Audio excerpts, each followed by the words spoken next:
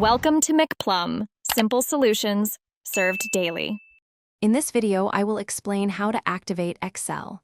To begin, ensure you have a stable internet connection. Most modern Excel versions activate through your Microsoft account, not a traditional product key. This method links your software to your subscription, granting you full access to all features. It's a straightforward process designed for convenience and security, ensuring your software is always up to date and legitimate.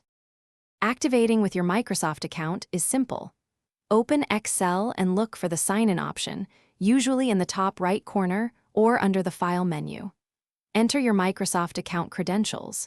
If your account has an active Microsoft 365 subscription, Excel will automatically detect it and activate. This eliminates the need for a product key, streamlining the entire setup process for you. If Excel came pre-installed on your new computer, it often includes a trial period. You can activate this trial by signing in with your Microsoft account. These trials usually last for 30 days or sometimes 60 days, giving you ample time to explore all features.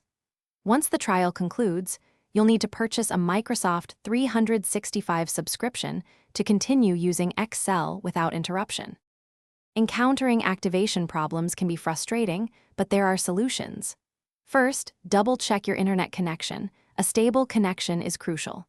Next, log into your Microsoft account online to confirm your Microsoft 365 subscription is active. If issues persist, a quick reinstallation of Office might help. For persistent problems, don't hesitate to reach out to Microsoft support. They are there to assist you. Thanks for watching. Stay juicy and subscribe.